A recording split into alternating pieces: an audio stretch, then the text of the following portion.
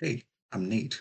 Today I'm going to be showing you how you can use Brimeo to basically customize any vendor software. We're going to be using Moodle as a sample software that we're going to be customizing. So this is a real version of Moodle running the Brimeo SDK. Let's hop into it. So for any software that Brimeo is integrated to, you'll be able to see this customize button down here. So you'll be able to click on it. That's how you toggle the Brimeo widget. And then you'll be able to basically click and let's say continuous guest. And then yeah, you're ready to edit. So your users, for example, for me, I don't really like how this site is bright and it burns my eyes. So let's make it dark themed. So make this site dark theme. Press enter. So basically what it does in the background is the LLM is going to be generating some custom code. Once the LLM generates this custom code, it runs the custom code in an isolated sandbox to test if the code actually works well. And then after testing the code in the sandbox, it overlays it. So basically, changes for one user never affects the software experience across for any other user. So they're strictly isolated.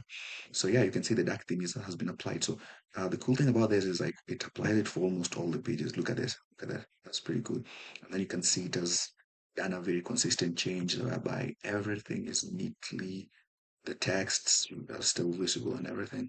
So let's try another change, something a little bit more complex. So I don't really like how these course cards are like arranged like this way. I want to be able to see like a lot more in my frame. So what I'm gonna do is let me try put them on. Let me try put them on. I'll try put them on a 3 by 2 grid. Let's try that, and then maybe also do something with the navigation bar.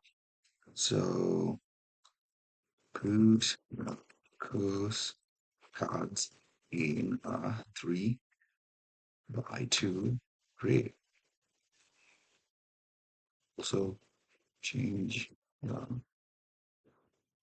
notification back to bright blue. Okay, so that's the exact same process, and basically, Brimeo can make both UI edits and then middleware edits also. So that's what we're going to be looking at next after this. So it does the same process we talked about, and it asks me to confirm. And then, yeah, look at that. It put it on a grid and then it changed the navbar to be blue. But oops, look at the cards. The text has changed. I can no longer see the text anymore.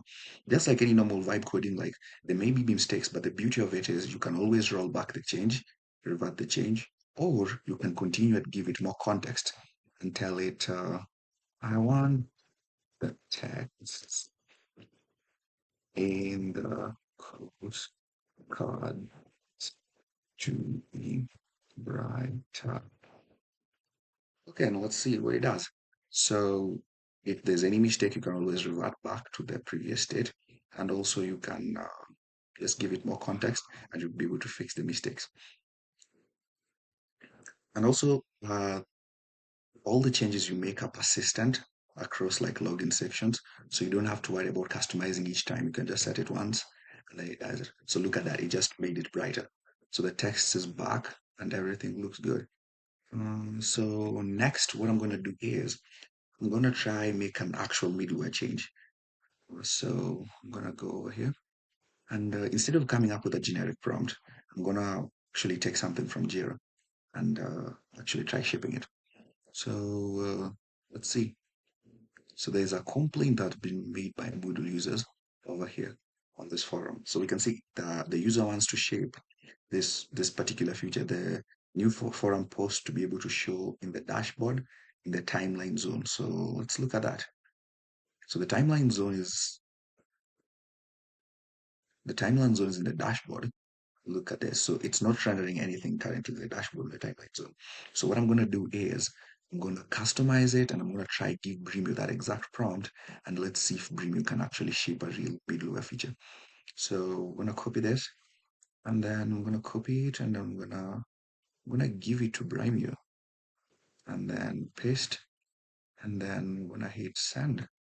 So basically for middleware changes, it will be able to call basically the endpoints that the vendor has exposed via the executor function that they're given. So basically this allows it to us to like use the vendor's API without cookie spoofing or anything like that. So you can see it has actually shipped that feature.